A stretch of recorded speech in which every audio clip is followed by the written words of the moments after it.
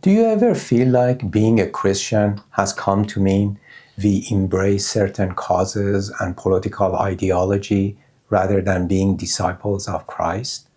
In the early 70s, most evangelicals were politically disengaged.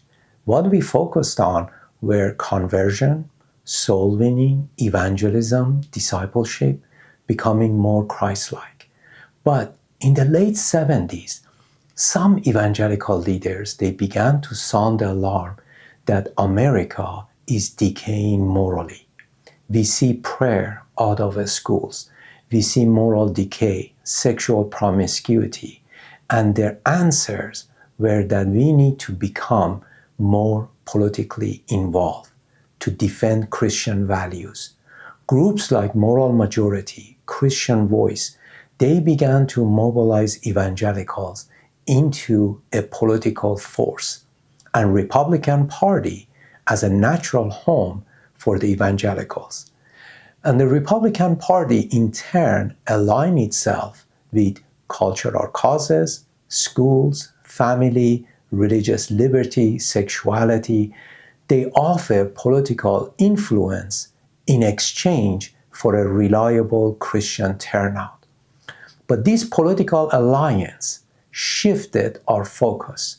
We moved from a spiritual formation to cultural protection. Instead of how can we become more Christ-like, we began to ask, how do we stop cultural decline? How do we defend Christian values? We began to see political victories, legislation, and cultural wars as a sign of a spiritual faithfulness, instead of asking, am I becoming more Christ-like? We ask whether I'm fighting for the right causes. We replaced a spiritual transformation with outward activism. We were discipled by talk radio, cable news, and social media outrage. These outlets turned us into angry, fearful, and defensive individuals. That these became our common traits in the eyes of the public. We don't need to choose between discipleship and culture, but we do need to re-examine our priorities and approaches. Our primary calling is to make disciples of all nations, to become more Christ-like, to reflect Him, and to walk by the Spirit and bear the fruits of the Spirit. But we also need to seek the welfare of the city. We need to be culturally engaged. This is our secondary goal. But in my opinion, where we have gone wrong, our secondary calling and goal has replaced our primary calling. Discipleship has become optional, and the outrage has become normal. We need to rediscover our spiritual identity. We need to engage the culture because we are disciples, not instead of being disciples. Our tone needs to be reflective of Christ, not culture war.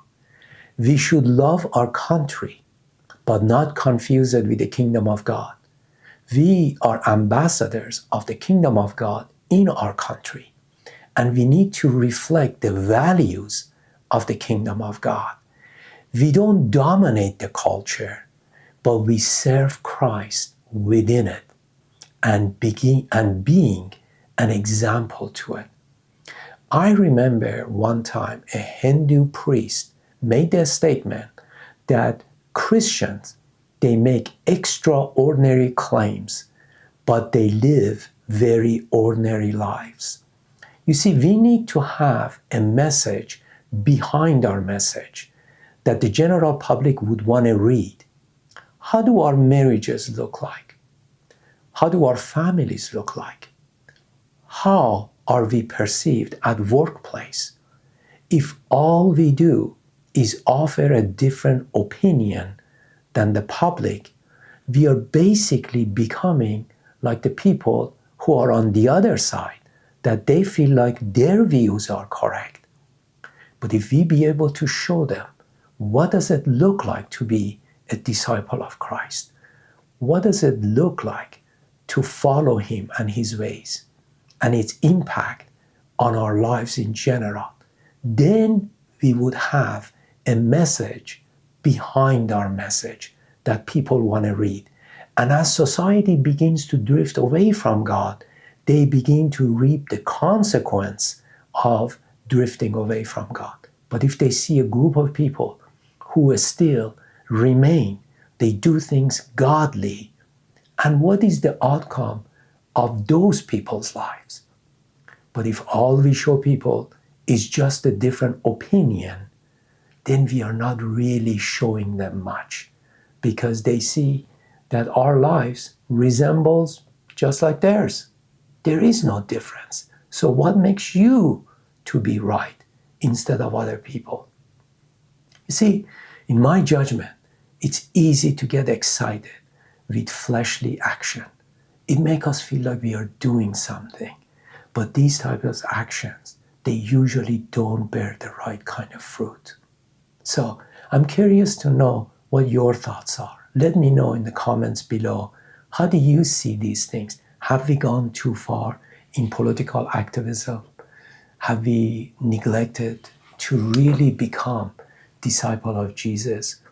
And if yes, how do we find our way back?